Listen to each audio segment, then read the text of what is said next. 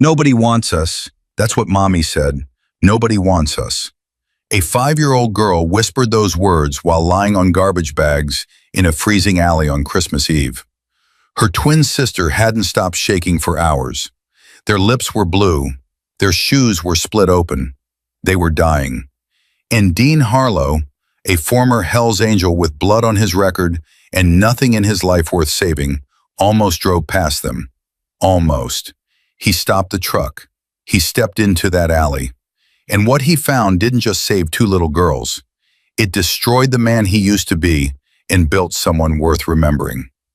Before we begin, I'd love for you to subscribe to this channel and follow this story all the way to the end. Drop a comment and tell me what city you're watching from. I want to see just how far this story travels.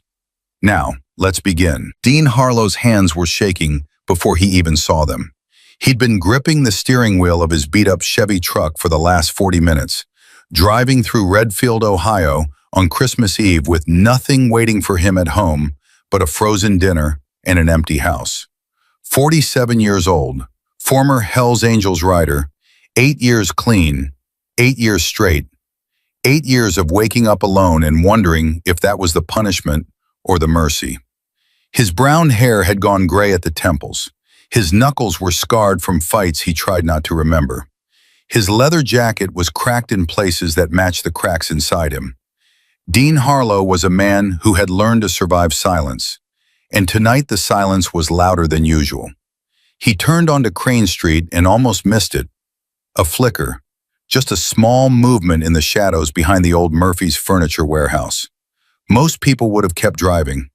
Dean almost did. His foot hovered over the gas pedal for a full 3 seconds. But something pulled at him, something he couldn't name.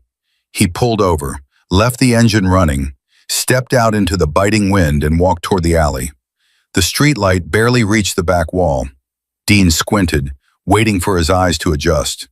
And then his whole body went still. 2 girls, tiny, huddled together on a torn-up couch cushion surrounded by garbage bags and broken wood pallets. One thin blanket between them, soaked through and filthy. Their blonde hair was matted against their faces. Their shoes were split open. Their lips were blue. "Dear God," Dean whispered. He knelt down. His heavy boots crunched on broken glass, and the first girl's eyes snapped open. She didn't scream at first. She grabbed her sister with both hands and pulled her close, shielding her body the way a mother would, not a child. Her blue eyes were wide and wild and old, far too old for a face that small. "Hey," Dean said, raising both palms. "I'm not gonna hurt you. It's okay." The second girl woke up. She pressed her face into her sister's neck and didn't look at him. "My name's Dean," he said, pulling off his leather jacket. The cold hit him like a wall, but he didn't care. He wrapped the jacket around both of them. It swallowed them whole. "What's your name, sweetheart?" The first girl stared at him for a long time. Her jaw was clenched. She was shivering so hard her teeth clicked together. "Emma," she finally said. "This is Grace." "Where's your mom, Emma?" Emma's face crumbled, not slowly, all at once, like a dam breaking. "Mommy left," she said. "She was crying. She told us to wait here and be quiet and she'd come back." Her voice dropped to a whisper. "She didn't come back." Grace started crying.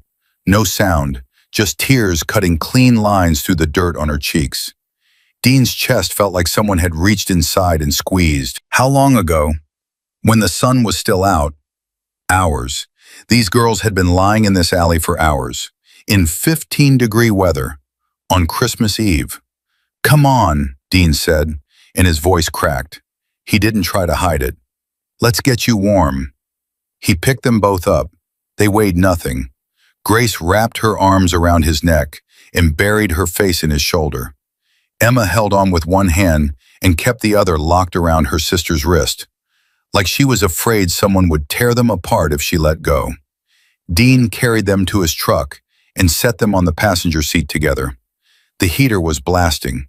He watched their small bodies slowly stop trembling, watched the color start to come back into their faces. watched Grace's grip on Emma's wrist finally loosen, just a little. And then Emma looked at him, straight at him, with eyes that had no business being on a 5-year-old. "Nobody wants us," she said. "That's what Mommy told us. Nobody wants us." Dean's throat closed. He couldn't speak. He couldn't breathe. He just sat there in the driver's seat, looking at this tiny girl who'd already learned the worst lesson the world had to offer. And something inside him broke open. Not broke down, broke open. "That ain't true," he said. His voice was rough, almost angry, but not at her. "You hear me, Emma? That ain't true." Emma didn't answer. She just pulled Grace closer and stared at the dashboard. Dean put the truck in drive and headed for the shelter on Elm Avenue. The Redfield Methodist Shelter was run by a woman named Margaret Pace, mid-50s, gray hair pulled back tight, eyes that had seen everything and still managed to stay kind. When Dean walked in carrying 2 frozen girls wrapped in a leather jacket, Margaret dropped the clipboard she was holding and moved faster than he'd ever seen anyone move. "Oh my Lord," she said, pulling blankets from a storage shelf. "Oh my Lord, bring them here." She wrapped Emma and Grace in warm blankets, sat them at a small table, and brought out soup and bread. The girls ate slowly. Grace kept looking at Dean between every bite, like she was checking to make sure he hadn't left. "Where'd you find them?" Margaret asked quietly, standing beside him. "Allie behind Murphy's warehouse said their mother left them there this afternoon." Margaret's face tightened. "This afternoon? Dean, it's been below freezing since sundown. Another hour out there and—" "I know." Margaret looked at the girls, then back at Dean. "Most people would have called the cops and kept driving." "I ain't most people." "No," Margaret said softly. "You're not." She told him social services couldn't be reached until the morning. The girls would sleep at the shelter tonight. They'd be safe. Dean nodded. He should go. He'd done his part. These weren't his kids. This wasn't his problem. But his feet wouldn't move. Emma finished her soup and pushed the bowl away. Grace had already fallen asleep with her head on the table, her small hand still holding a piece of bread. "Mister," Emma said, looking at Dean. "Yeah? Are you going to leave too?" The question hit him so hard he had to take a step back. He felt it in his ribs, in his spine, in every dark corner of his memory where his own mother's face used to live before she walked out the door and never came back. "I'll be back in the morning," he said. "Promise?" "Promise." He drove home. The house was dark, cold, empty. Dean sat in his truck in the driveway and put his head on the steering wheel. Nobody wants us. He thought about himself at 5 years old, hiding under his bed while his father threw bottles at the wall, his mother whispering, "I'll take you away from here, baby, I promise." She never did. She left alone. And nobody came for him either. Dean hadn't cried in 12 years. He cried that night. He was back at the shelter before sunrise. The dollar store had been closed, so he'd driven 20 minutes to the only gas station still open on Christmas Eve and bought what he could find. 2 coloring books, a pack of crayons, and 2 small stuffed rabbits that had been sitting in a dusty display rack by the register. 1 white, 1 brown. It wasn't much. He knew it wasn't much. But he walked into that shelter carrying those gifts like they were made of gold. Emma and Grace sat at a folding table, picking at bowls of oatmeal. They wore donated clothes 3 sizes too big. Their hair was still tangled. Their eyes were heavy. But when they saw Dean, something changed. Grace looked up first. Her spoon stopped halfway to her mouth. Her eyes went wide. "You came back," she whispered. Those 3 words nearly knocked him to the floor. "Told you I would," Dean said, setting the bag on the table. "Merry Christmas." He watched them open the gifts. They didn't tear the paper. They peeled it carefully, slowly, like they were afraid it would disappear. Like they'd learned that good things didn't last and had to be handled gently while they were here. Emma pulled out the white rabbit and pressed it against her cheek. She closed her eyes. Grace held the brown rabbit in both hands and just stared at it. "Thank you," Emma said, and then so quiet he almost missed it. "Nobody ever gave us Christmas presents before." Dean turned away. He pretended to cough. Margaret saw the tears he was fighting and put her hand on his arm, but she didn't say anything. She didn't need to. Dean came back the next day, and the day after that, and the day after that. He brought warm socks, children's books from the thrift store, a bag of oranges because Margaret mentioned the girls hadn't eaten fresh fruit in months. He sat with them while they colored. He listened to Emma talk about wanting a dog someday and wanting to go to a real school. He watched Grace slowly, carefully start saving a chair for him at the table, pulling it out before he arrived, like she was building a place for him in her world, one small gesture at a time. On the fourth day, he went looking for answers. Karen Price. That was the twins' mother's name. Margaret had gotten it from the intake paperwork. Dean started walking the streets of Redfield, showing the girl's photo to anyone who'd look. An elderly woman named Mrs. Chen, in a rundown apartment complex on Waverly Road, remembered them. "They live 2 floors up," she said, pointing to a window with peeling paint. "Sweet little things. Their mama, Karen, she'd ask me to watch them sometimes when she had to work." "What happened?" Dean asked. Mrs. Chen's face darkened. "She met a man. About a year ago. Vincent something. Drove a nice car. Wore nice clothes. But his eyes..." She shook her head. "His eyes were wrong. Karen changed after that. Got thinner. Stopped smiling. Those girls started showing up at my door hungry." "When was the last time you saw them?" "Weeks ago. I thought they moved." Dean wrote everything down in a small notepad. At the corner store, the clerk remembered the girls coming in for bread. "Their mother looked like a ghost," the clerk said. "Jumpy, kept looking over her shoulder. Something bad was happening in that family." Dean took everything he had to the Redfield police station. Detective Paula Ruiz, a sharp-eyed woman with no patience for small talk, listened to every word. "We know about Vincent Cole," Ruiz said, leaning back in her chair. "He's connected to a trafficking network that operates across 3 states. Drugs, weapons, and..." She paused. "People." Dean's stomach turned to ice. "People?" "Women and children. We believe Karen Price was targeted because of her vulnerability. Single mother, no family, financial problems. Cole moved in, got her hooked on drugs, isolated her. Classic predator playbook. And the girls?" Ruiz looked at him. "We think Karen left them in that alley because she was trying to protect them. Cole wanted the girls. Karen ran. Where is she now? Missing. And Mr. Harlow, as long as Cole is out there, those girls may be in danger." Dean stood up so fast his chair scraped across the floor. "Then do something about it." "We're working on it. These operations take time." "Those girls don't have time. They're sleeping in a shelter." Ruiz held his gaze. "I understand you're angry, but I need you to stay legal and stay calm. Can you do that?" Dean didn't answer. He walked out. He went to social services the next morning. The office was gray, cold, and smelled like burnt coffee and old paper. A caseworker named Linda Foster sat across from him with a stack of files. "Without a legal guardian, the girls will enter foster care," Linda said, matter of fact. "Given the current shortage of placements, there's a strong possibility they'll be separated." "Separated?" Dean leaned forward.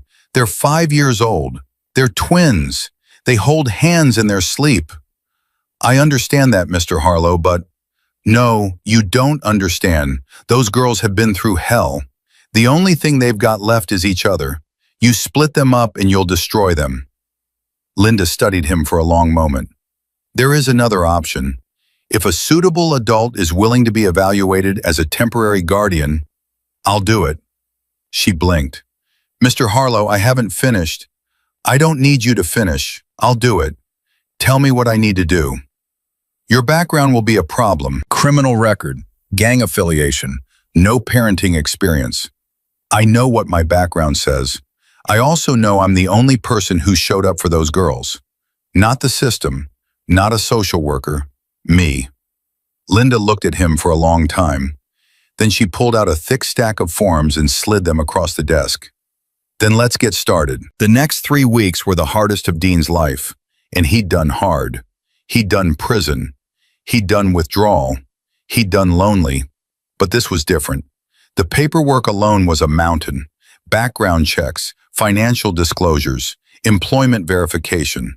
A home study that required him to transform his bare 2-bedroom rental into something suitable for 2 small children in less than 10 days. Dean ripped out the old shelving in the spare room. He bought 2 small beds from a second-hand store and carried them in on his back.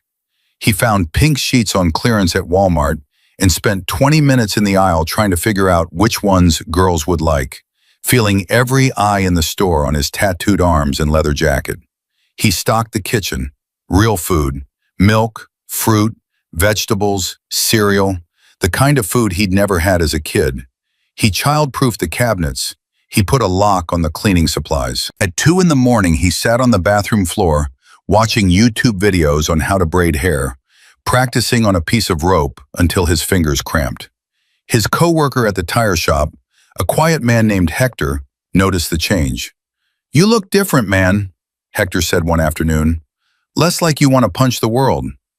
"Got a reason to be different," Dean replied.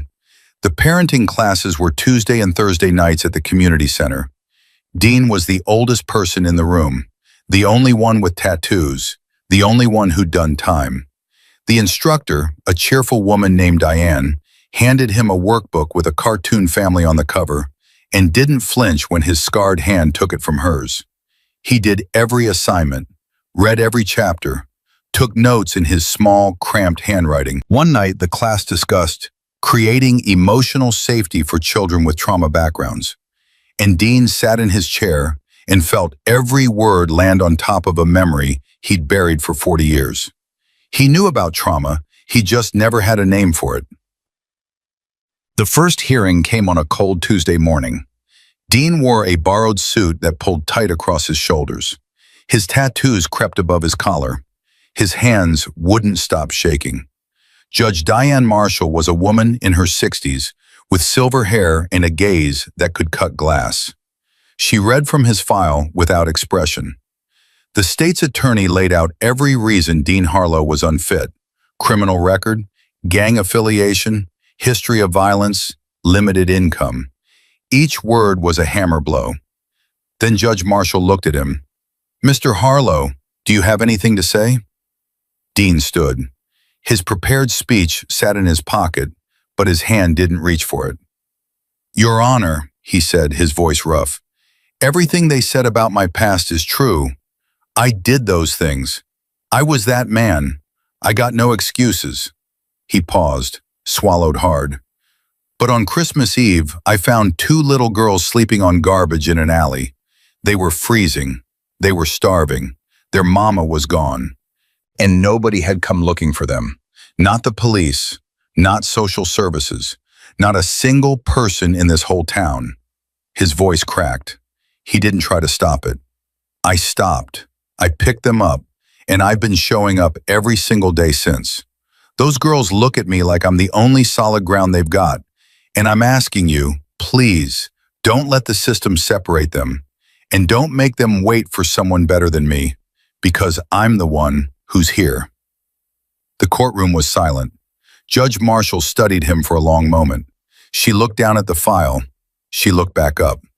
"Temporary guardianship is granted," she said. 60 days, conditional on continued evaluation, parenting classes, and stable employment. One violation and this arrangement is terminated immediately. Dean's knees almost gave out.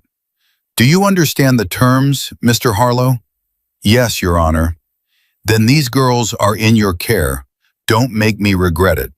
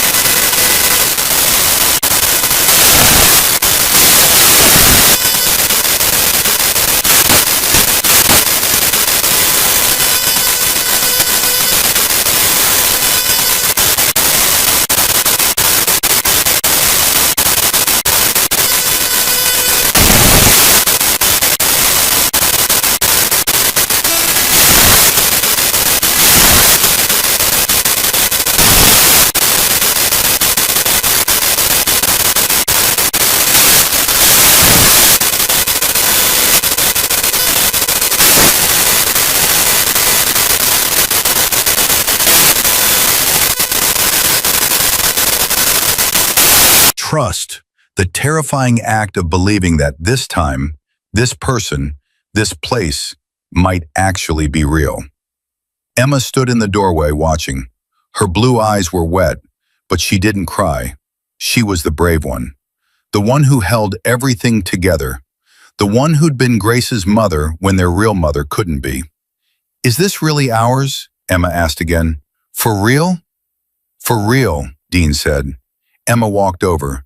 She put her hand on Dean's other leg, and the three of them stood there in the small room with the pink sheets and the star-shaped nightlight, holding on to each other like survivors of a shipwreck who'd finally found shore.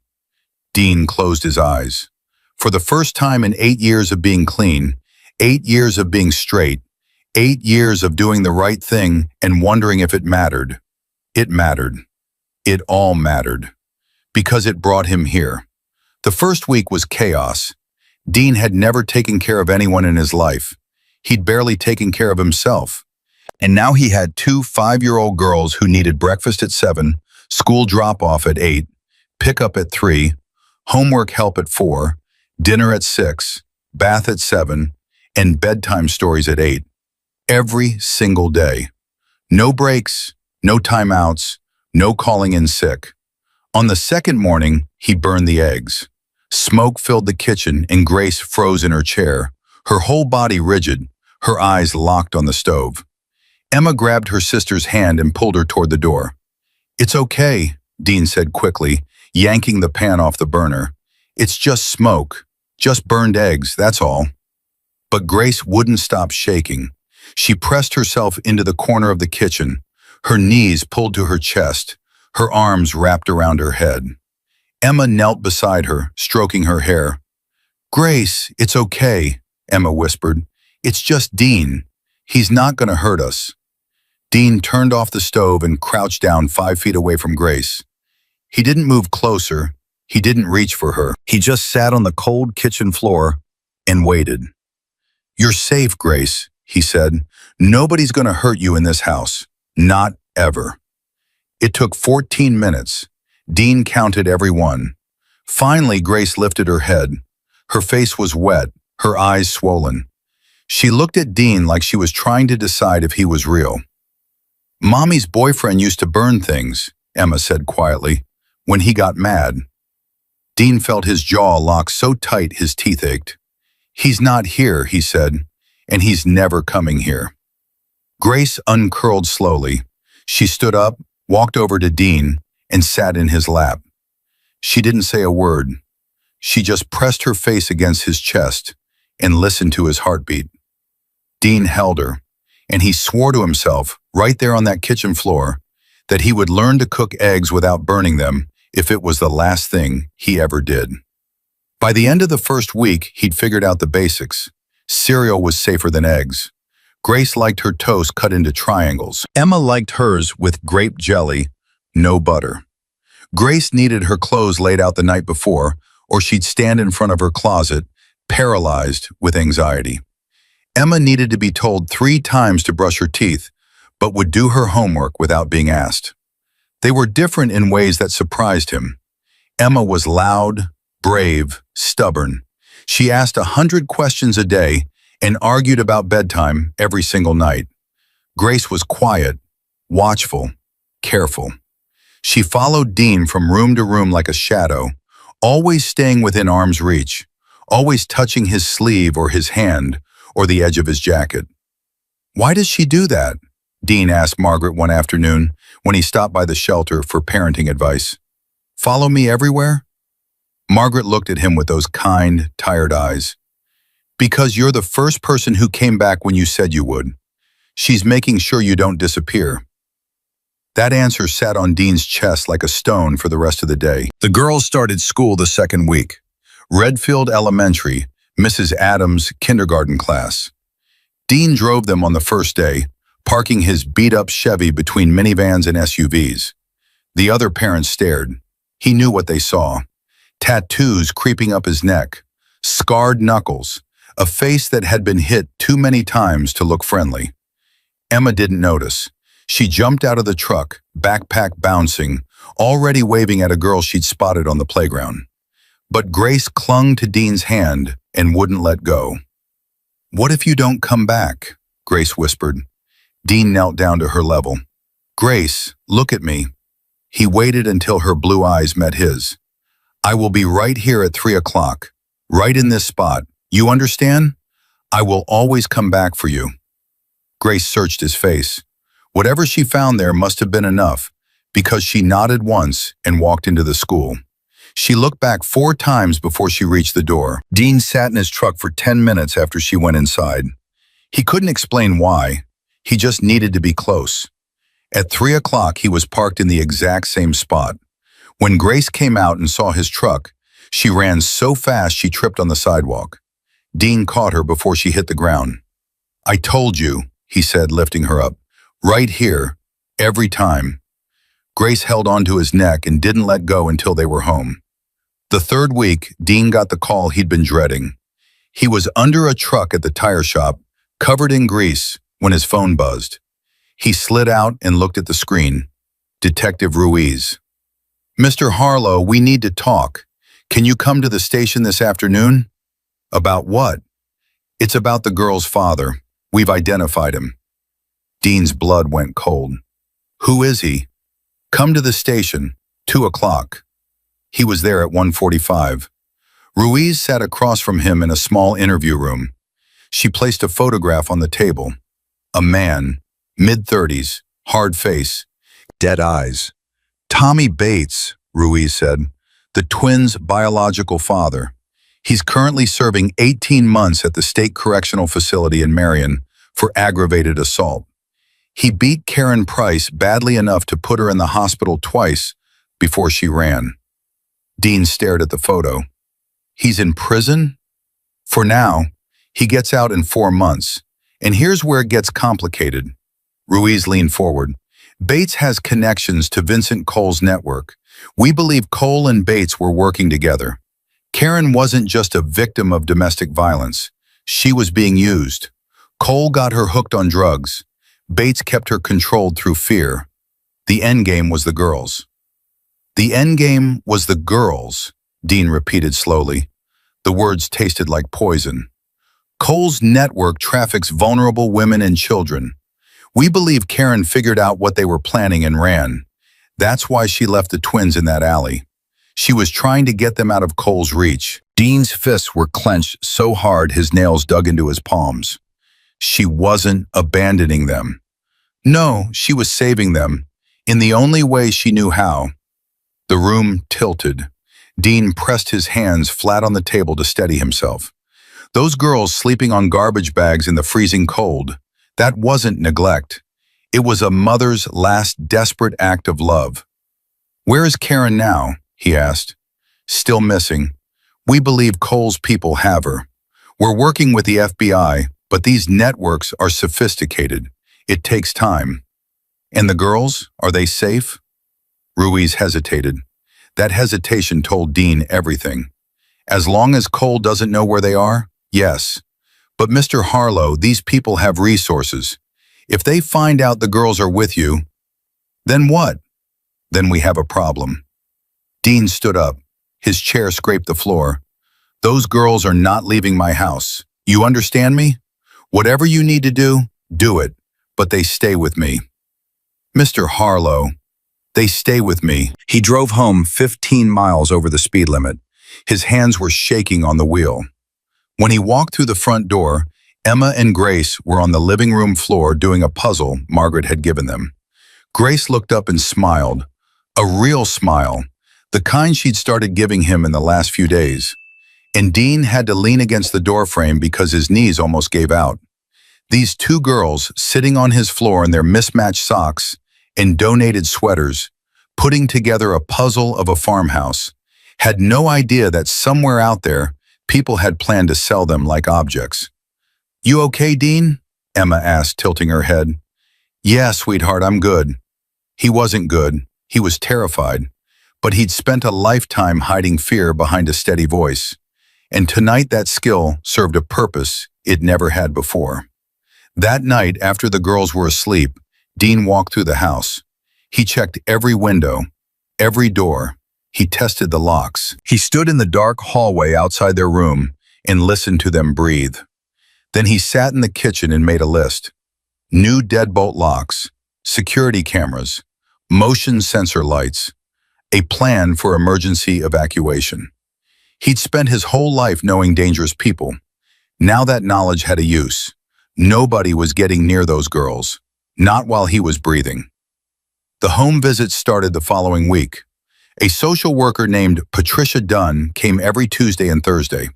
She was thorough, professional, and clearly skeptical of Dean. She checked the refrigerator, the bedrooms, the bathroom. She asked the girls questions separately. Are you eating well? Do you feel safe? Does Dean ever raise his voice? Emma answered everything with enthusiastic detail. Dean makes us pancakes on Saturdays, and he's really bad at braiding hair, but he's getting better, and he read us 3 chapters last night instead of 1, because Grace asked really nicely. Grace gave shorter answers, but always the same core message. I feel safe. Dean is nice. Patricia wrote everything down and rarely smiled. After the 4th visit, she pulled Dean aside. Mr. Harlow, I have to be honest with you. Your file is one of the most concerning I've seen for a potential guardian. Former gang member, assault charges, history of substance abuse. All in the past, Dean said. The past matters in these evaluations. She paused. But what I'm seeing in this house doesn't match that file. Those girls are clean, fed, on time for school, and showing signs of emotional improvement. Grace is talking more. Emma is sleeping through the night. So what are you saying? I'm saying you're doing better than I expected.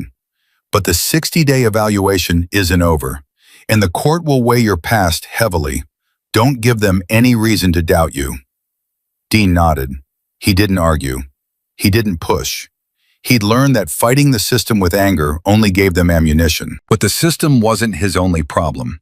3 days later, Dean picked up the girls from school and noticed a black SUV parked across the street from the house. Tinted windows, no plates. It sat there for 2 hours. Dean called Ruiz immediately. I see it, he said, keeping his voice low. The girls were in the living room watching cartoons.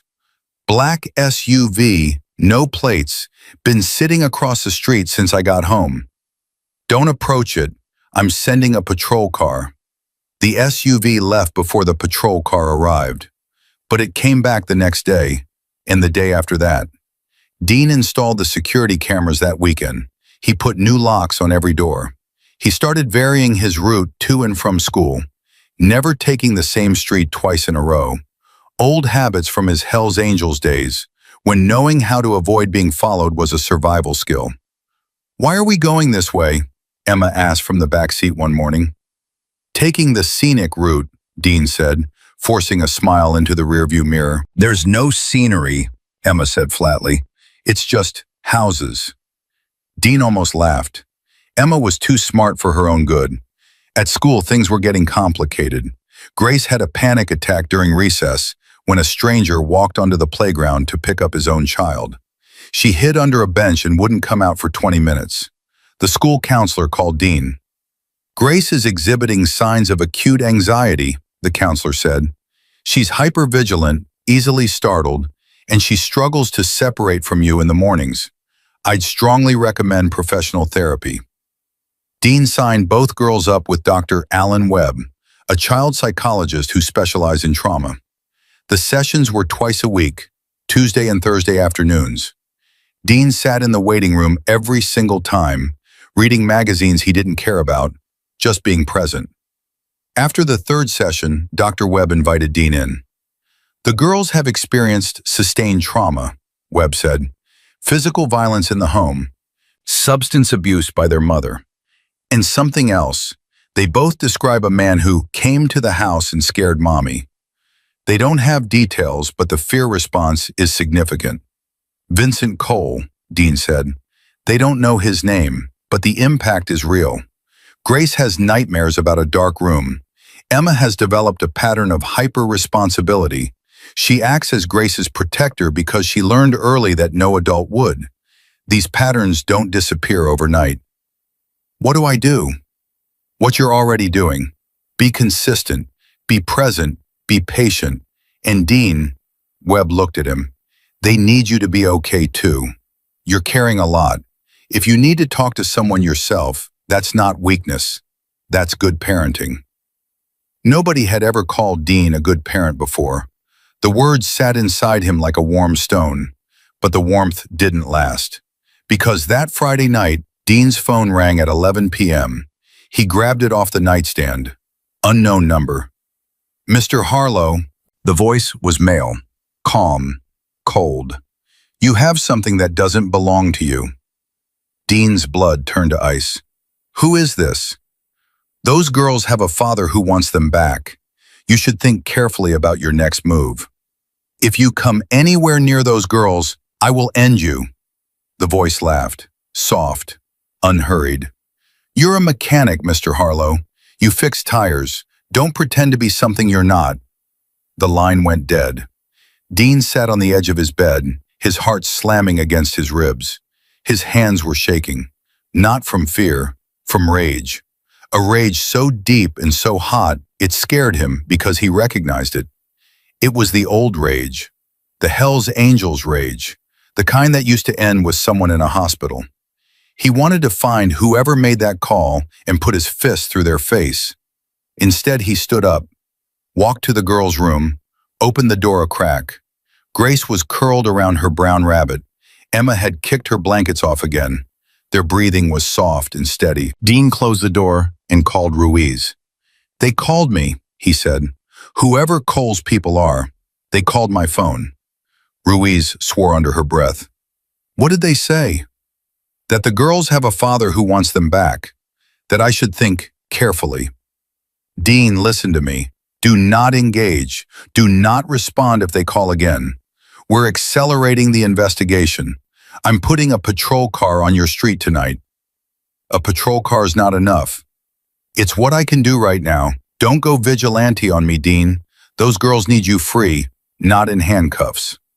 She was right. He knew she was right. But sitting in his dark kitchen at midnight, knowing that people who sold children were circling his house, every instinct in his body screamed at him to fight. He didn't sleep that night. He sat in the hallway outside the girl's room with a baseball bat across his knees and waited for morning. The next day, a note appeared on his truck. He found it under the windshield wiper when he came out to drive the girls to school. 3 words, handwritten on a torn piece of paper. Give them back. Dean crumpled the note in his fist. He stood in the driveway, his chest heaving, his vision blurring with anger. Then he heard Grace's voice behind him. Dean, are we going to school? He shoved the note in his pocket, turned around, smiled. Yeah, sweetheart, let's go. He drove them to school. He walked them to the door. He watched them go inside. Then he sat in his truck and called the one person he never thought he'd call again. Bobby the Bull Matthews, former Hell's Angels, one of the only men from Dean's old life who'd gone straight and stayed straight. Bobby owned a bar called Eddie's on the edge of town. Dean hadn't spoken to him in 3 years. Bobby picked up on the second ring. Well, I'll be damned. Slick Donovan himself. Don't call me that. I need help, Bull. What kind of help?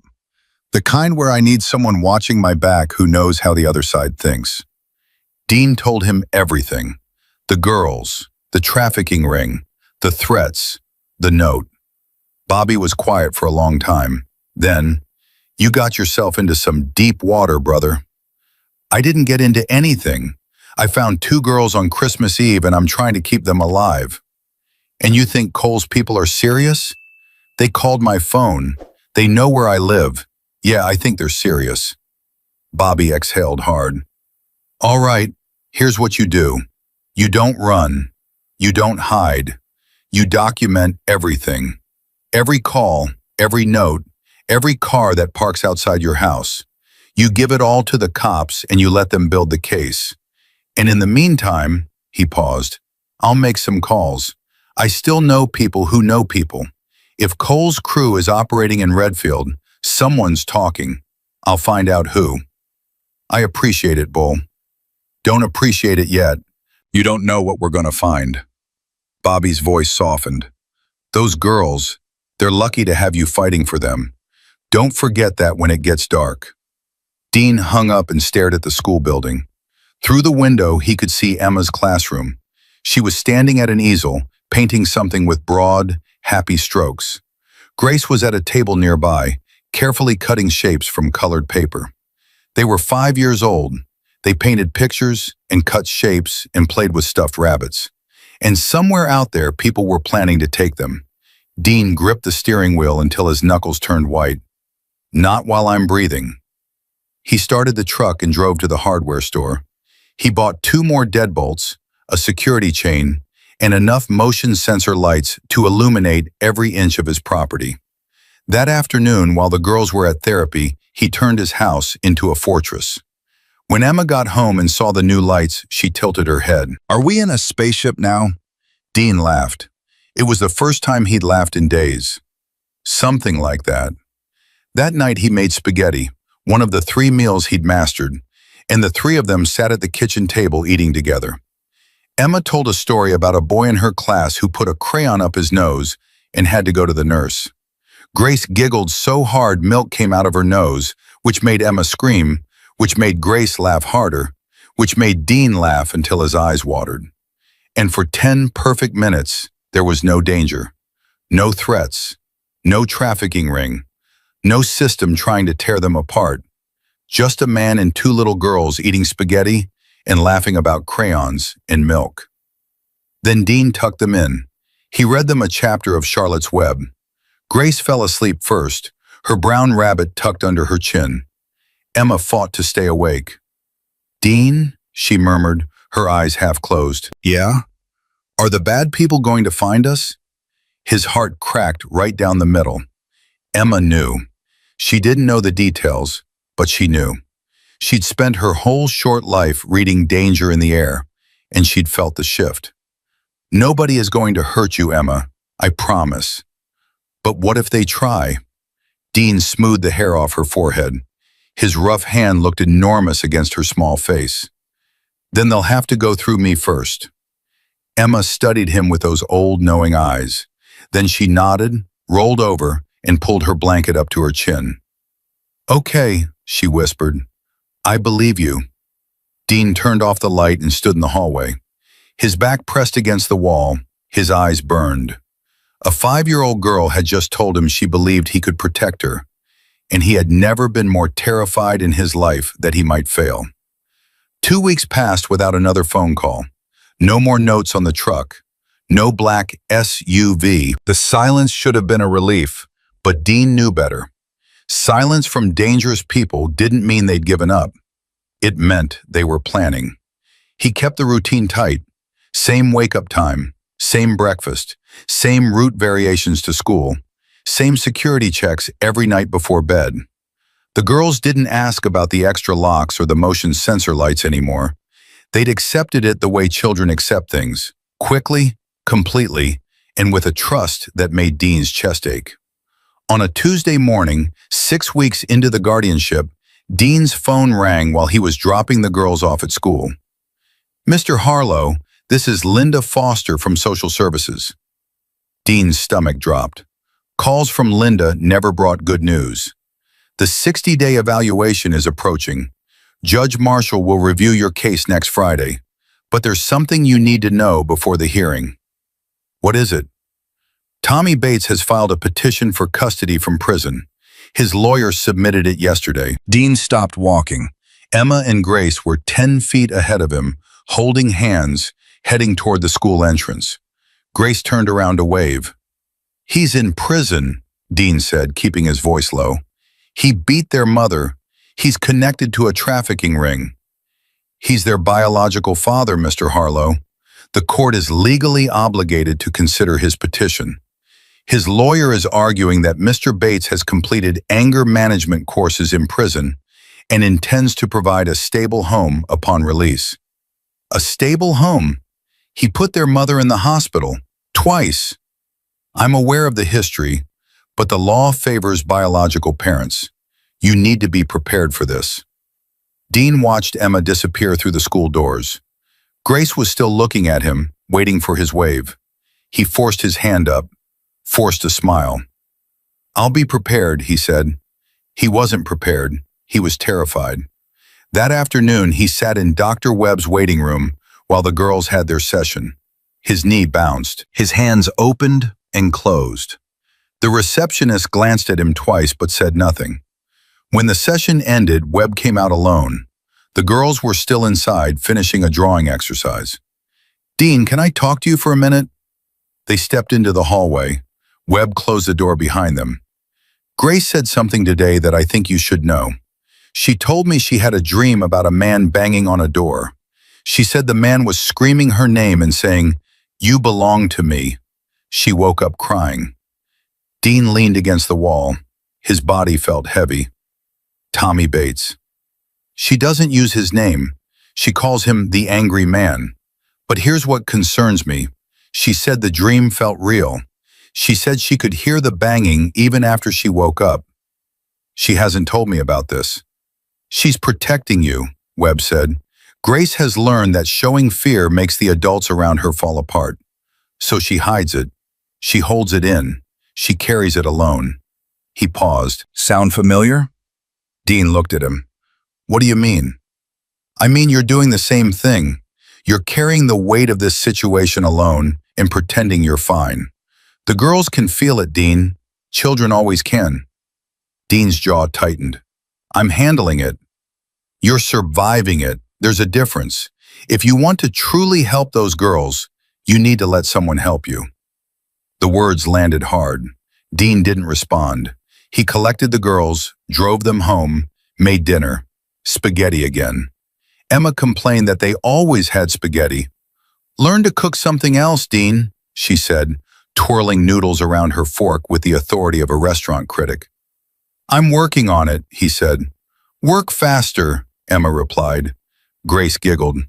Dean felt something inside him loosen, just a fraction, just enough to breathe. That night, after the girls were asleep, he sat in the kitchen and did something he hadn't done in 8 years. He called a therapist. Not for the girls, for himself.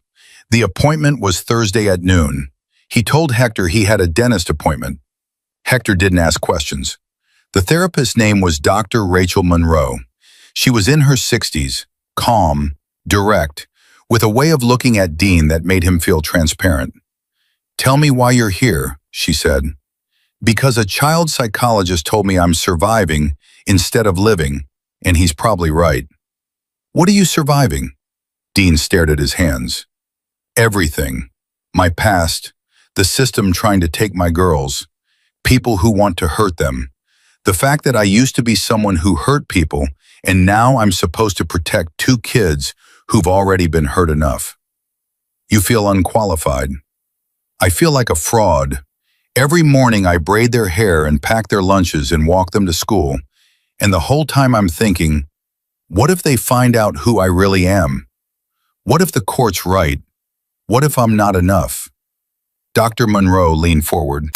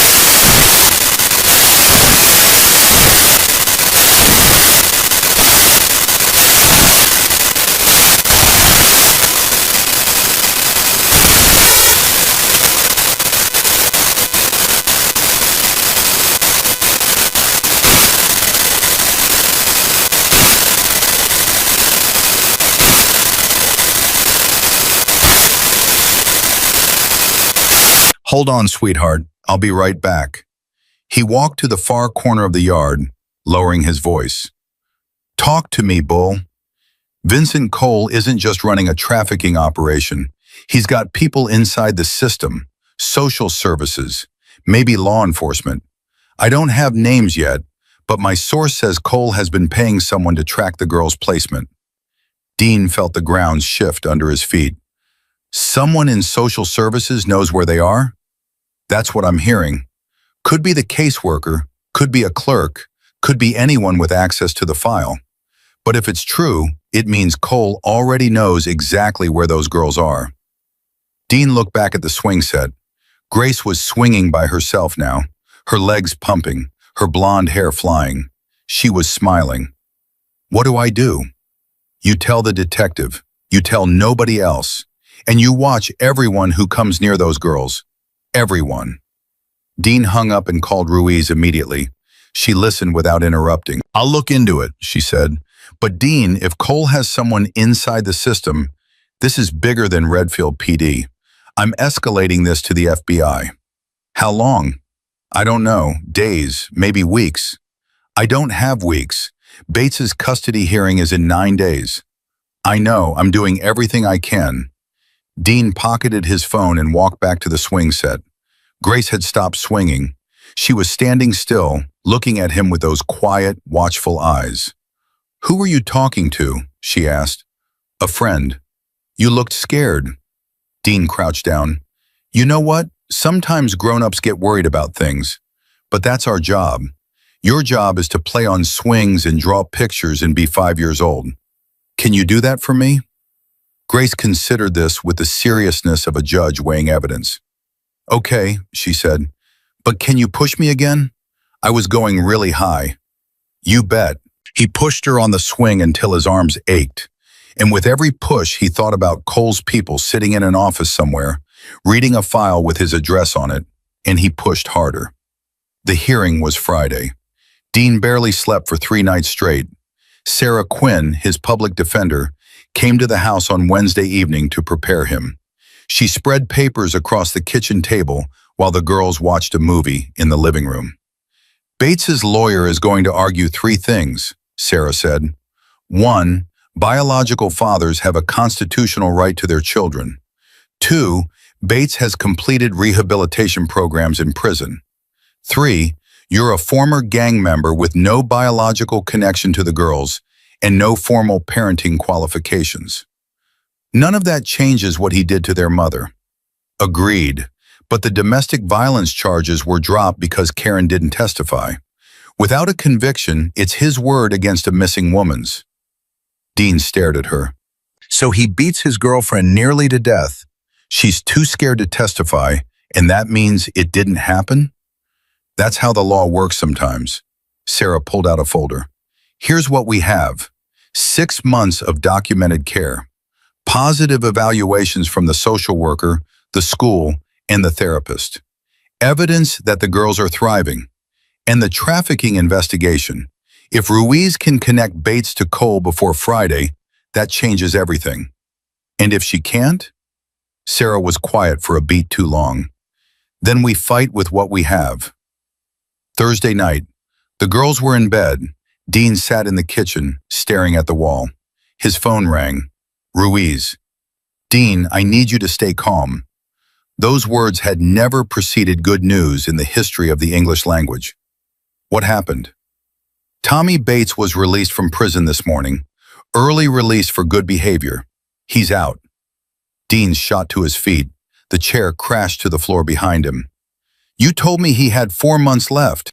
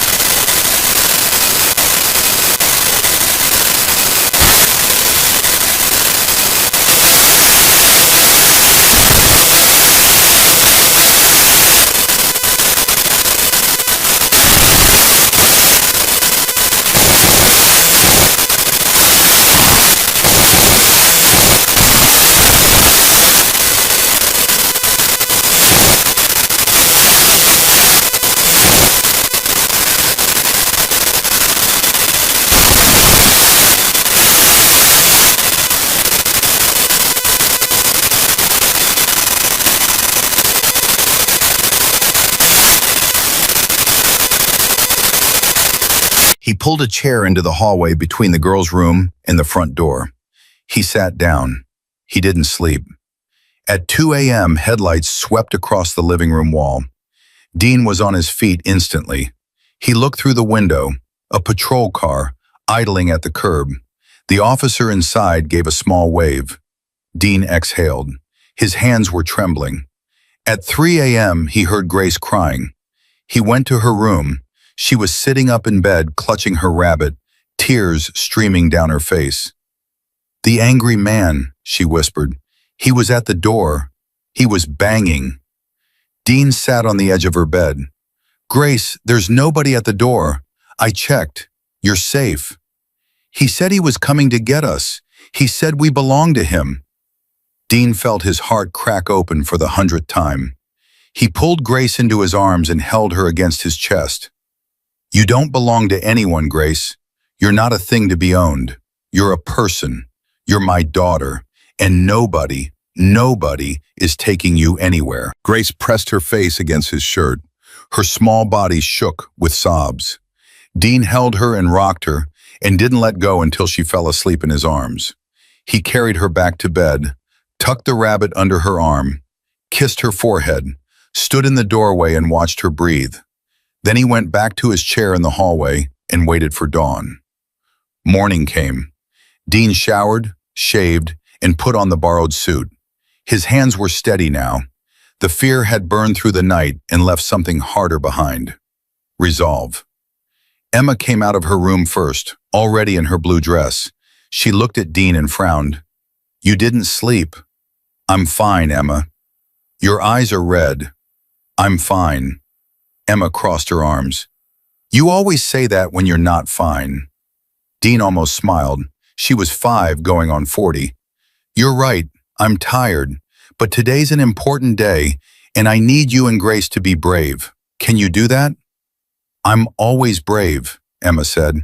"Grace is the one who needs help. Grace is braver than you think, and so are you." Grace appeared in the hallway, clutching her rabbit. Her eyes were puffy from last night's tears, but she was dressed and ready. She walked up to Dean and took his hand without a word. The drive to the courthouse felt like driving to war. Dean parked, helped the girls out of the truck, held their hands as they climbed the stone steps. Sarah Quinn was waiting at the entrance, looking calm in a way that Dean suspected was practiced. "Ready?" she asked. "No," Dean said. "Let's go." The courtroom was different this time, fuller, tenser. On the other side of the aisle sat a man Dean had only seen in a photograph until now. Tommy Bates, mid-30s, thick neck, cropped hair, a new suit that still had the creases from the store. He looked like what he was, a violent man wearing a costume. Beside him sat his lawyer, a sharp-faced woman who radiated expensive confidence. Dean sat down. The girl sat behind him with the social worker. He could feel Grace's eyes on the back of his head. Judge Marshall entered. Everyone rose. Dean's heart hammered. "We are here to review the temporary guardianship of Emma and Grace Price," Marshall began, "and to consider the custody petition filed by their biological father, Thomas Bates." Bates's lawyer went first. She was polished, precise, devastating. "Your Honor, my client is the girl's biological father. He has completed court-mandated anger management programs. He has been released from incarceration and is prepared to provide a stable home. The law is clear. Biological parents have a fundamental right to raise their children. Mr. Harlow, while perhaps well-intentioned, is a former member of the Hells Angels motorcycle gang with a documented history of criminal behavior. He has no biological connection to these children and no formal training as a parent." Each sentence was a blade. Dean sat still and took it. Then Sarah stood. "Your Honor, Mr. Bates was incarcerated for aggravated assault. He has a documented history of domestic violence against the girls' mother, Karen Price, who is currently missing. The girls themselves have exhibited severe trauma responses consistent with exposure to domestic violence. Their therapist, Dr. Alan Webb, has submitted a detailed report stating that the girls show fear responses specifically associated with a male figure in their home. Bates's lawyer cut in. Those charges were never prosecuted. Ms. Price chose not to testify because she was terrified of your client, Sarah shot back. Counselors, enough, Judge Marshall said. I'll hear from both parties directly. Mr. Bates, please approach. Bates stood. He walked to the front of the courtroom with measured steps. His voice was smooth, rehearsed. Your Honor, I made mistakes, I know that. But I've spent the last 18 months working on myself. I completed every program they offered, anger management, parenting classes. I've changed. I just want a chance to be a father to my daughters. His daughters. The words made Dean's fists clench under the table. Mr. Harlow, Judge Marshall said, your turn. Dean stood. His legs felt like concrete. He looked at the judge. He looked at Bates. He looked at Emma and Grace sitting in the front row, their small faces tight with fear. Your Honor, 6 months ago, I found those girls sleeping on garbage bags in an alley on Christmas Eve. They were freezing. They were starving. They were alone. And the reason they were alone is because their mother was so terrified of that man, Dean pointed at Bates, that she chose to leave her own children in the cold rather than let him near them. Bates's lawyer objected. Marshall overruled. Dean continued, I'm not a perfect man. I've done things I'm ashamed of. But in the last 6 months, I've been there for those girls every single day. I've made their breakfast. I've driven them to school. I've held them when they had nightmares. I've learned to braid hair and read bedtime stories and cook dinner. And I've sat in that hallway outside their bedroom every night to make sure they're safe. His voice cracked. He didn't stop. Tommy Bates wants his rights as a father, but being a father isn't a right, it's a responsibility. And he has never, not one day, earned that responsibility. Those girls are terrified of him. They don't even say his name. They call him the angry man. And you want me to hand them over? He turned to the judge. I'm asking you, Your Honor, don't give those girls back to the man they have nightmares about. Let them stay where they feel safe. Let them stay with me. Silence. Every person in that courtroom held their breath. Judge Marshall looked at the file. She looked at Bates. She looked at Dean. She looked at the girls. I'm going to take a recess to review the evidence in the therapist's report. Court will reconvene in 1 hour. 1 hour, 60 minutes to decide everything. Dean walked out of the courtroom on legs that barely held him.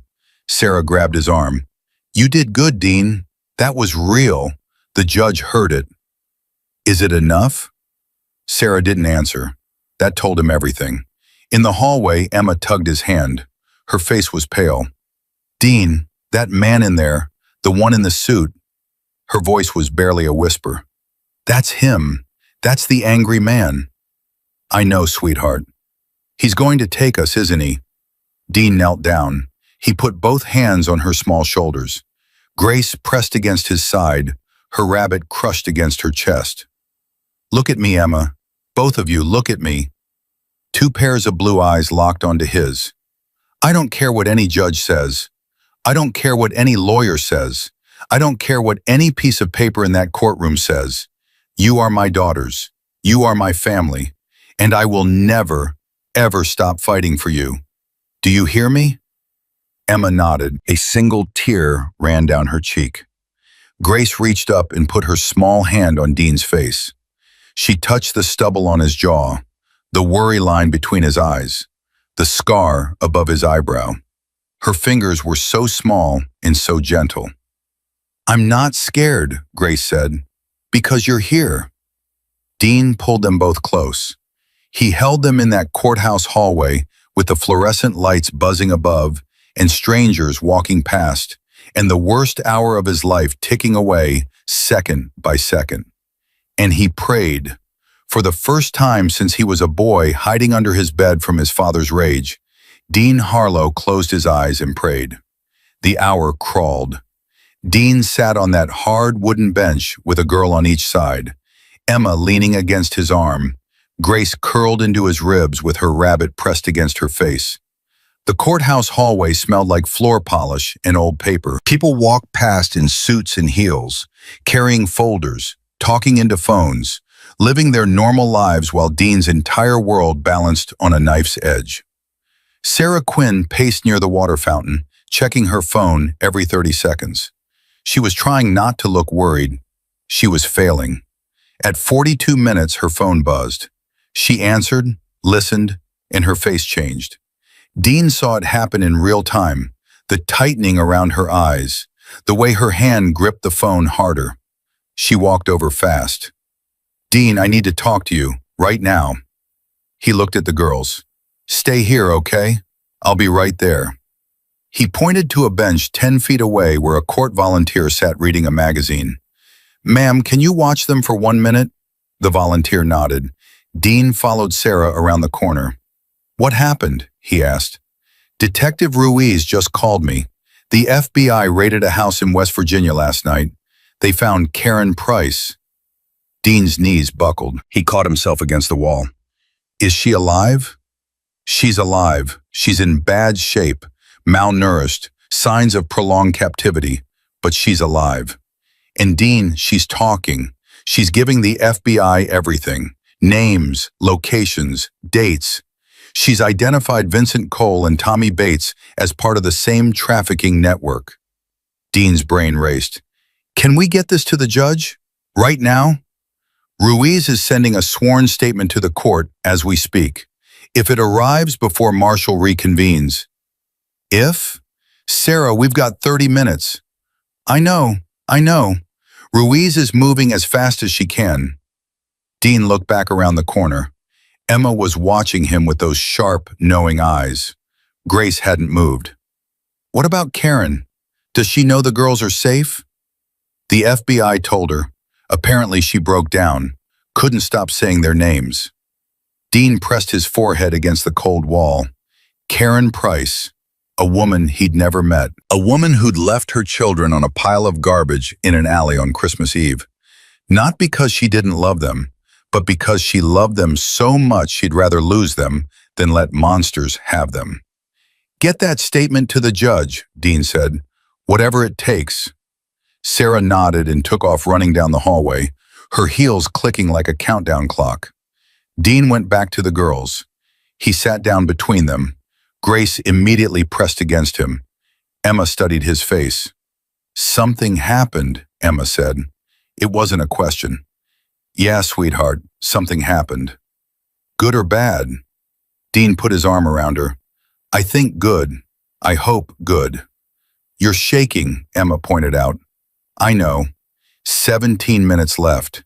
Dean stared at the courtroom doors and willed them to stay shut long enough for Ruiz's statement to arrive. Every footstep in the hallway made his heart spike. Every phone that rang made him hold his breath. At 11 minutes, Sarah came back. She was breathing hard. She had a printed document in her hand. "Got it," she said. "Faxed directly from the FBI field office. Sworn statement from Karen Price and the arresting agent's report connecting Bates to Cole's network." "Did the judge see it?" "Her clerk has it. She's reviewing it now during recess." Sarah straightened her jacket. "Dean, this changes everything. If Marshall accepts this as evidence..." "All rise." The bailiff's voice cut through the hallway. Dean's stomach dropped to the floor. "Let's go," Sarah said. Dean picked up Grace and took Emma's hand. They walked back into the courtroom together. Bates was already at his table, his lawyer whispering urgently in his ear. Something in Bates's posture had changed. He was rigid. His jaw was working. He looked like a man who could feel the ground shifting under him. Judge Marshall took her seat. She had papers in front of her, more papers than before the recess. Dean's heart hammered so hard he could hear it in his ears. "Before I deliver my decision," Marshall said, "I want to acknowledge that the court has received new evidence during the recess. A sworn statement from Karen Price, the girl's biological mother, recovered last night by the FBI from captivity. Additionally, an FBI agent's report connecting Mr. Bates to the criminal network responsible for Miss Price's abduction." Bates's lawyer shot to her feet. Your Honor, we've had no opportunity to review or respond to this evidence. This is highly irregular. Sit down, counselor. Marshall's voice could have cut steel. When the FBI submits evidence that a custody petitioner is connected to a child trafficking ring, this court will receive it. You'll have your opportunity to respond at a subsequent hearing. The lawyer sat. Bates's face had gone white. Marshall turned to Dean. Her expression was unreadable. Mr. Harlow, I want to be clear about something. This court does not take the termination of parental rights lightly. Biological parentage is a fundamental connection recognized by law. She paused. However, the law also recognizes that a child's safety supersedes all other considerations. Dean held his breath. Based on the evidence before me, including 6 months of exemplary guardianship by Mr. Harlow, the consistent therapeutic assessments showing the children thriving in his care, the documented trauma responses linked to their biological father, and the new evidence connecting Mr. Bates to a federal criminal investigation, it is the ruling of this court that Thomas Bates's petition for custody is denied. Bates slammed his fist on the table. His lawyer grabbed his arm. Marshall didn't flinch. Furthermore, I am issuing a restraining order prohibiting Mr. Bates from coming within 500 feet of the children or their guardian. Any violation will result in immediate arrest. She looked at Dean. Mr. Harlow, temporary guardianship is extended indefinitely. The court will revisit this arrangement in 6 months, at which point you may petition for permanent legal guardianship. She paused. These children are lucky to have you. Don't let them down. I won't, Your Honor. Marshall struck her gavel. Court is adjourned. The sound of that gavel was the most beautiful thing Dean had ever heard. Behind him, Emma let out a sound. Not a scream, not a cry, something in between. She scrambled over the wooden railing and threw herself at Dean so hard she nearly knocked him off his feet. Grace was right behind her, arms outstretched, rabbit flying. Dean caught them both. He went down on his knees right there on the courtroom floor and wrapped his arms around them and held on like the world was trying to pull them away, and he was the only anchor they had. We get to stay? Emma gasped, her face wet, her voice breaking. For real? For real, Dean said. His voice was wrecked. He didn't care. You're staying with me. Grace buried her face in his neck. She was shaking, but she was laughing too. This tiny, hiccuping laugh that Dean had never heard before and that he would remember for the rest of his life. I told you, Grace whispered into his collar. I told you I wasn't scared. Sarah Quinn stood behind them, wiping her eyes with the back of her hand. Even the bailiff looked away and cleared his throat. Across the aisle, Tommy Bates stood with his hands flat on the table, his lawyer pulling him toward the exit. He turned and looked at Dean. Their eyes locked. Bates's face was pure rage, hot, concentrated, dangerous. Dean met his gaze and didn't blink. He held his daughters tighter and stared that man down until Bates's lawyer dragged him out of the courtroom. The door swung shut behind them. Dean exhaled. It wasn't over. He knew that. Bates was still out there. Cole's network was damaged but not destroyed. 6 months of evaluation still lay ahead. But for right now, in this moment, his girls were safe and they were staying with him. And that was enough. That was everything. Outside the courthouse, the afternoon sun hit their faces. Emma spun in circles on the sidewalk with her arms out, laughing. Grace held Dean's hand and watched her sister with a quiet smile. Can we get ice cream? Grace asked. Sweetheart, we can get the whole ice cream store. He drove them to Patterson's Creamery downtown. Mrs. Patterson, who by now knew the whole story because Redfield was that kind of town, took one look at Dean's red eyes and the girls' glowing faces and said, whatever they want, on the house. Emma ordered chocolate chip with rainbow sprinkles. Grace ordered strawberry. Dean ordered coffee flavor and barely tasted it because he couldn't stop watching them eat. These two girls. These two tiny, fierce, broken, beautiful girls who'd been sleeping on garbage 6 months ago, sitting in an ice cream shop with chocolate on their chins, arguing about which sprinkle color was best, alive and safe and laughing. Dean picked up a napkin and wiped Emma's face. She swatted his hand away. "I'm not a baby, Dean. You've got chocolate on your nose." "So? It's decorative." Grace snorted. Milk came out her nose. Emma shrieked. Grace laughed so hard she almost fell off her chair. Dean grabbed her just in time, and the three of them sat there in Patterson's Creamery, laughing until their stomachs hurt. And Dean thought, This is what I was alive for. Everything else was just waiting. 2 weeks later, Detective Ruiz called. "We need to meet, in person. Can you come to the station?" Dean dropped the girls at school and drove straight there. Ruiz was waiting in the same interview room where she'd first shown him Bates' photograph. But this time, there was someone else with her. A woman in a dark suit with an FBI badge clipped to her belt. "Dean, this is Special Agent Hernandez. She's leading the investigation into Cole's network." Hernandez shook his hand with a firm grip. "Mr. Harlow, I'll be direct. Karen Price's testimony has been instrumental. Combined with evidence gathered from the West Virginia raid, we've dismantled the core of Cole's operation. 14 arrests so far, including Cole himself." Dean let out a breath he'd been holding for months. "And Bates?" "Tommy Bates has been rearrested on federal charges: human trafficking, conspiracy, and racketeering. He's not getting out this time, Mr. Harlow. Not for a very long time." The weight that lifted off Dean's shoulders was physical. He felt his spine straighten, his hands unclenched. The constant knot in his stomach, the one he'd been carrying since Christmas Eve, loosened for the first time. "There's something else," Ruiz said. She looked at Hernandez, who nodded. "Karen Price wants to see her daughters." Dean went still. "Where is she?" "She's in a rehabilitation facility in Columbus. She's been through a lot. Months of captivity, severe malnutrition, drug withdrawal, but she's lucid and she's cooperating fully. And she keeps asking about Emma and Grace." Dean stared at the table. He'd known this moment would come. He'd thought about it 100 times. The girl's mother, the woman who'd loved them enough to leave them in an alley to save their lives. She'd survived. She'd talked. She'd helped bring down the people who'd tried to destroy her. And now she wanted to see her children. "I'll take them," Dean said. Ruiz raised an eyebrow. "Are you sure? Nobody would blame you if you needed time. Those are her daughters. She nearly died protecting them. I'll take them."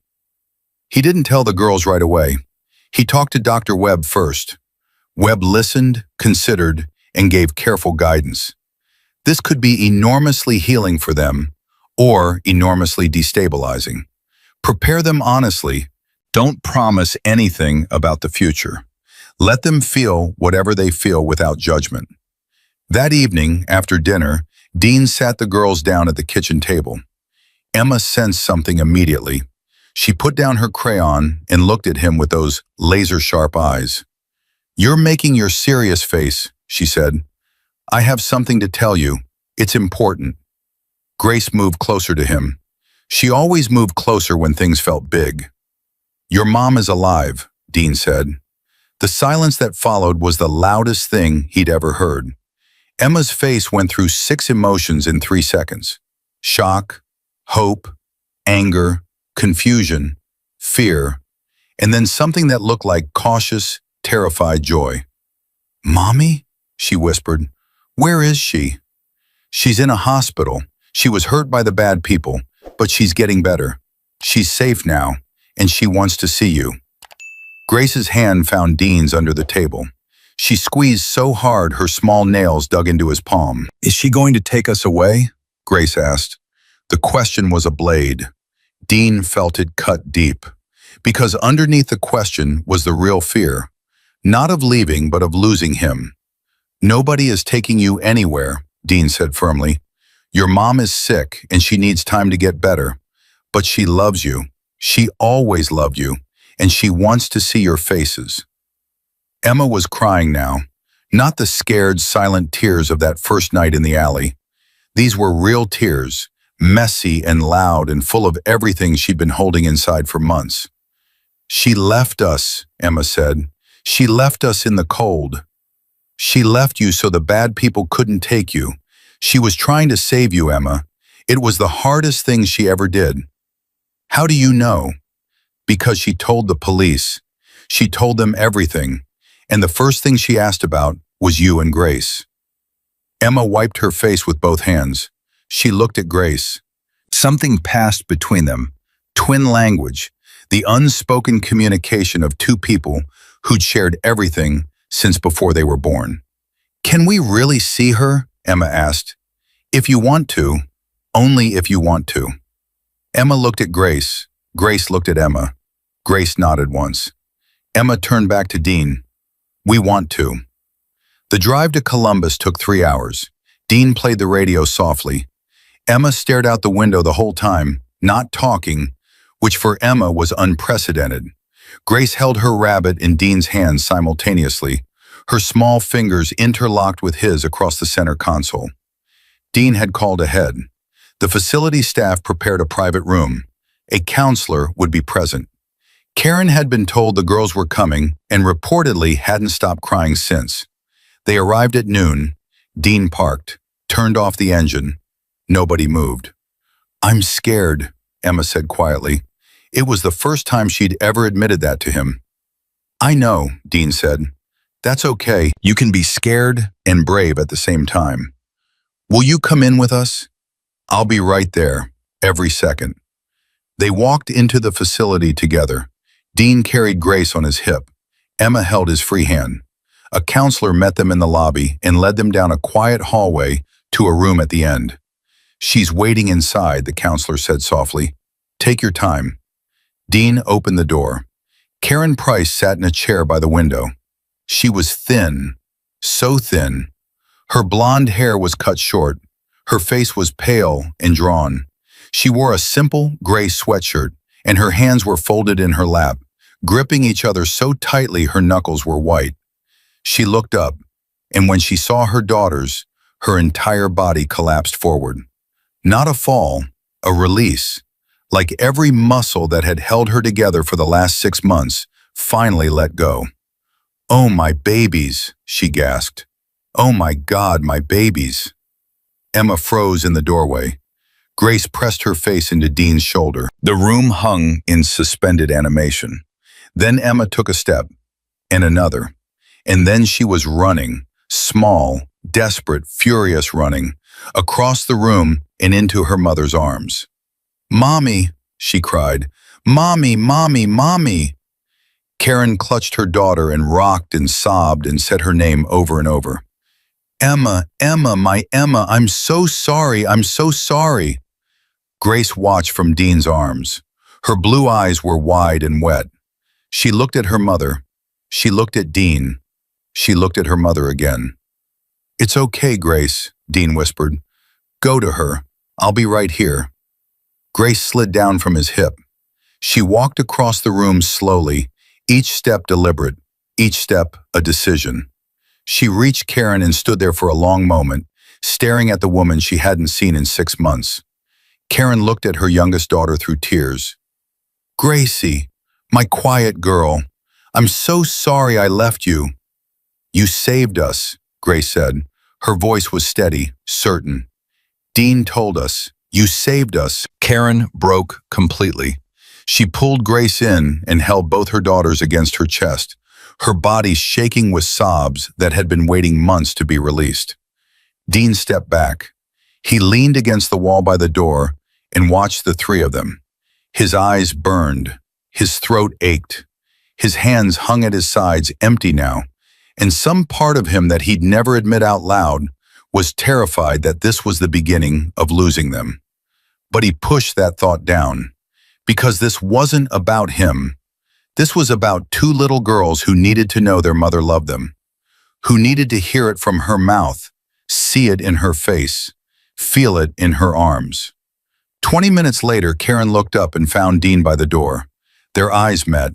She saw the tattoos, the scars, the rough face, and she saw what the girls had seen that first night in the alley. Someone who stopped. Someone who stayed. "You're Dean," she said. "Yes, ma'am." "You found them." "I did." Karen's face twisted with a gratitude so deep it looked like pain. "They were supposed to die that night. That's what I thought, that I'd saved them from the monsters but killed them with the cold. Every night in that house I dreamed about them freezing. I dreamed about it every single night." "They didn't freeze," Dean said. "They're healthy. They're in school. They're happy. Because of you. Because of them. They saved me as much as I saved them." Karen studied him. She looked at her daughters, who were pressed against her on both sides, Emma talking a mile a minute about school and her art projects and the swing set Dean built. Grace quietly holding her mother's hand and leaning against her arm. "Emma keeps calling you Dean," Karen said, "but Grace calls you something else." Dean looked at Grace.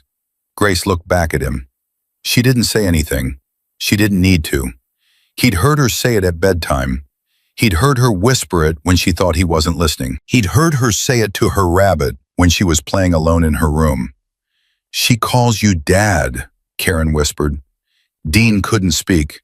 He pressed his back against the wall and blinked hard and felt the tears come anyway. And he didn't fight them.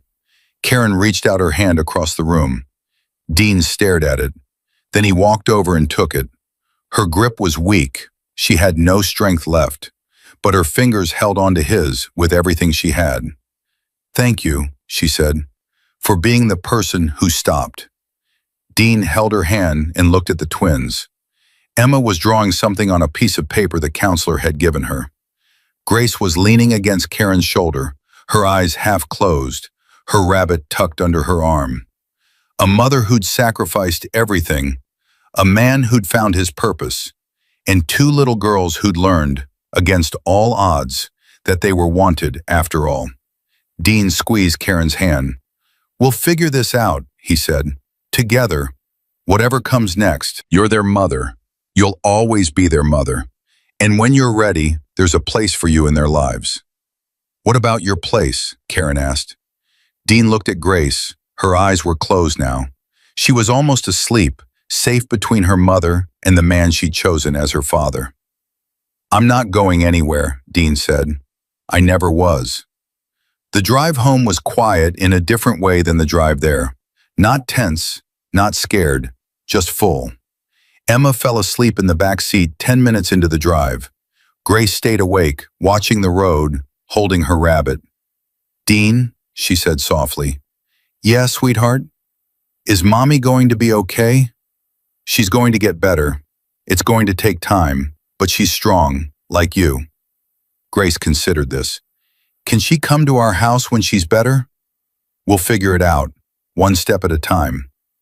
Grace nodded. She was quiet for a mile. Then, "Dean?" "Yeah?" "I'm glad you stopped the truck that night." Dean's hands tightened on the wheel. The highway stretched out ahead of them, straight and open, leading home. "Me too, Grace.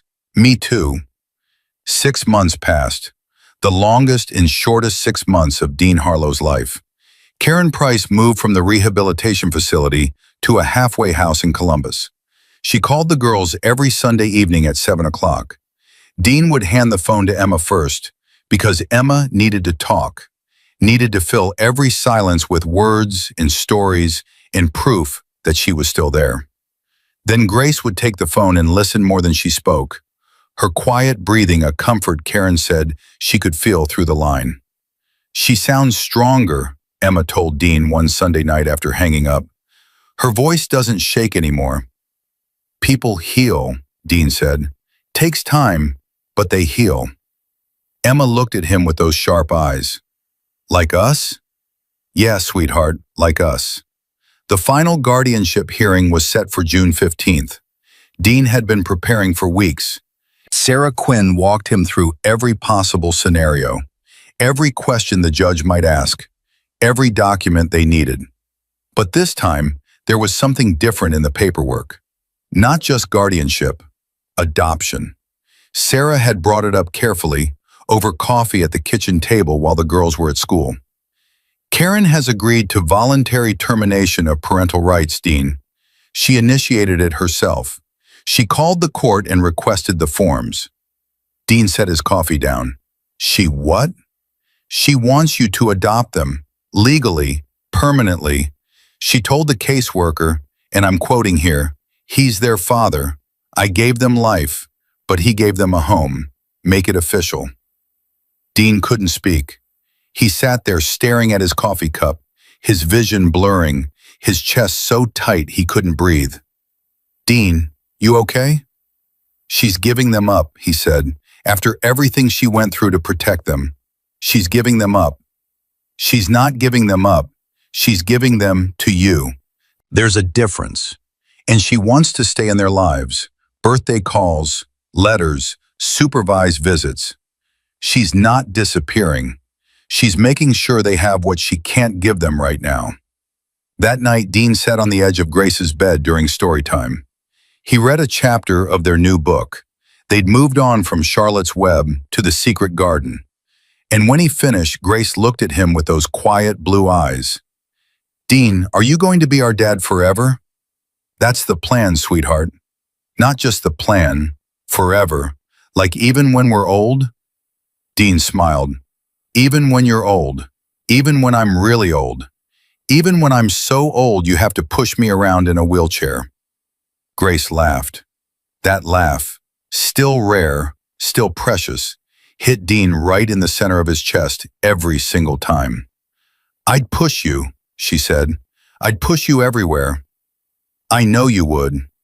Emma appeared in the doorway, toothbrush hanging from her mouth. "Are you guys being mushy without me?" "Get in here," Dean said. Emma dove onto Grace's bed, toothpaste foam flying. Grace shrieked. Dean caught a pillow to the face and pretended to be mortally wounded. The three of them collapsed in a pile of blankets and laughter, and Dean held them both and thought, "This is my family. This is my life. I would burn the world down to protect this." June 15th came fast. Dean wore his own suit this time, not borrowed. He'd bought it with his tax refund.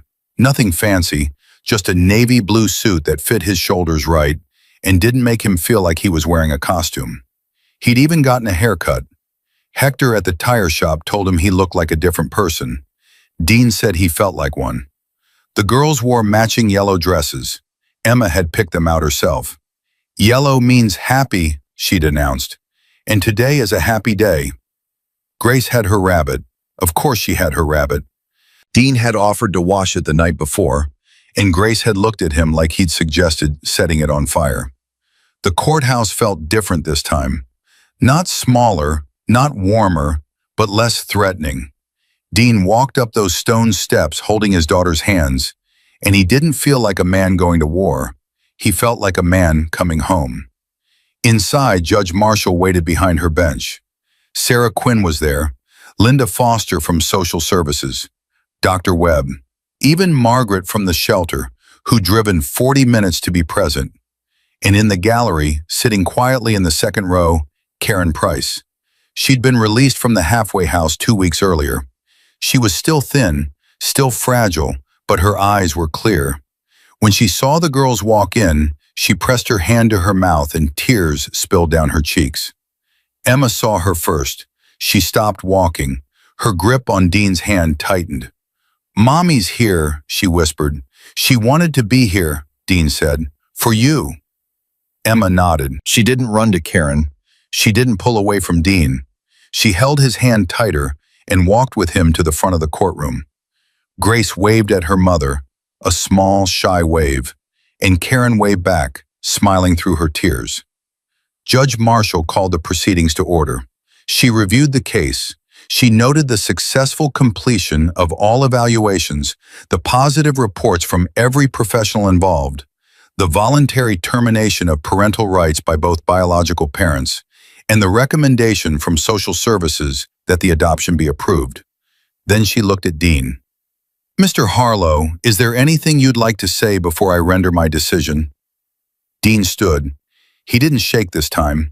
His voice didn't crack. He'd spent a year becoming the man these girls needed, and that man could stand in a courtroom and speak from his heart, without apology.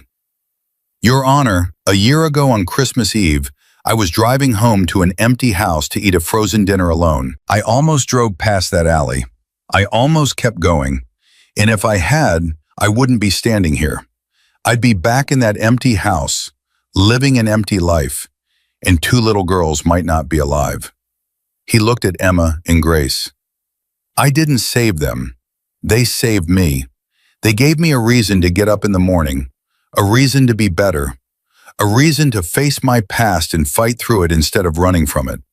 Every pancake I burned, every bad braid, every night I sat in the hallway outside their room because I was too scared to sleep. All of it made me more of a father than I ever thought I could be. He turned back to the judge. I'm asking this court to let me be their dad, not temporary, not conditional, permanent, because that's what they deserve. And that's what I want to be for the rest of my life. Judge Marshall looked at him for a long moment. Then she looked at the girls.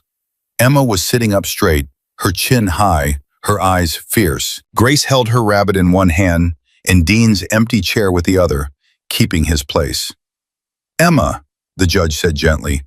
Grace, do you know what adoption means? Emma nodded. It means Dean is our dad for real, on paper and everything. And is that what you want?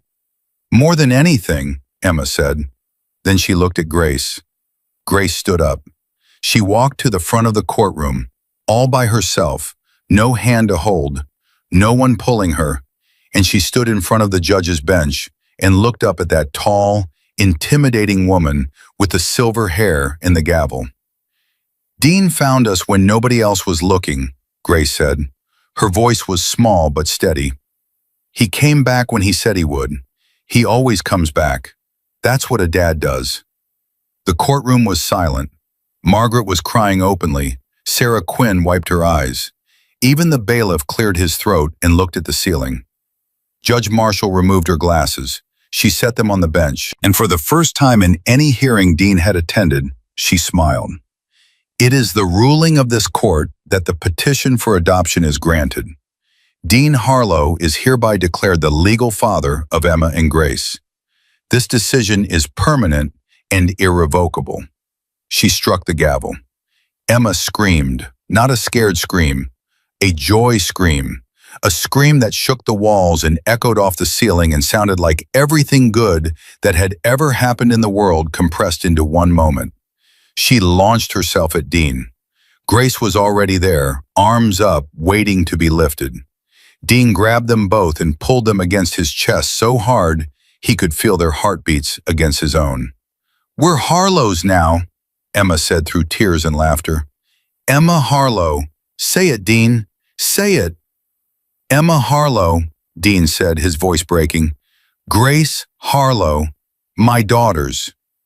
Forever, Grace whispered into his neck. Forever. Behind them, Karen Price sat in the gallery, crying quietly, her hand over her heart. When Dean looked at her over the girls' heads, she nodded. One nod, full of everything that words couldn't carry. Gratitude, release, trust, love.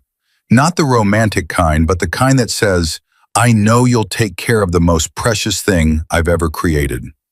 Dean nodded back, a promise sealed without a single word.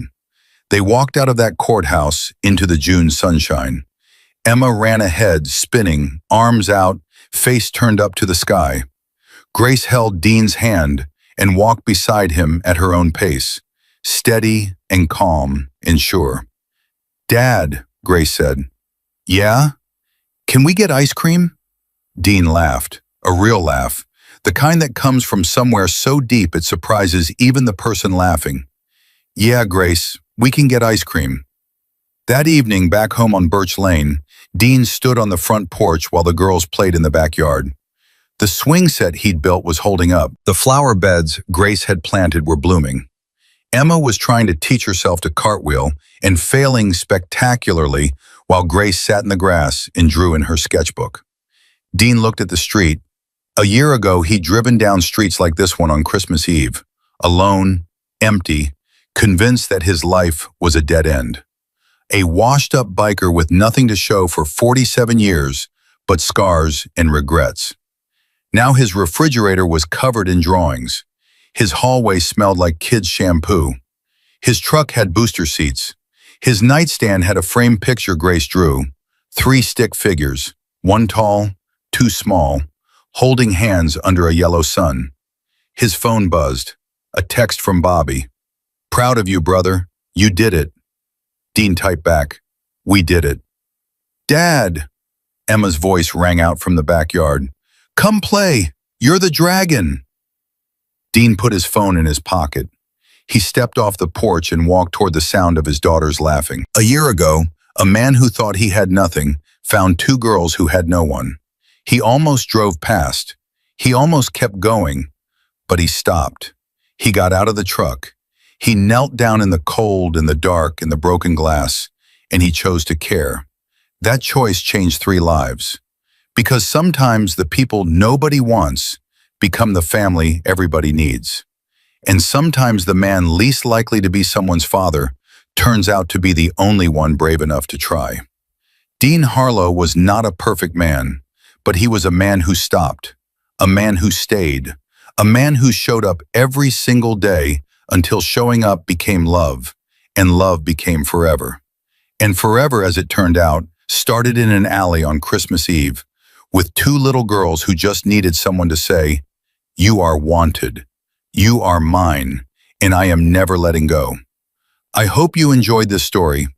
Please let me know your favorite part in the comments and tell me where in the world you're watching from. Share this story with someone who needs to hear it today. And remember, it only takes 1 person to stop, 1 person to care, 1 person to change everything. Thank you for watching.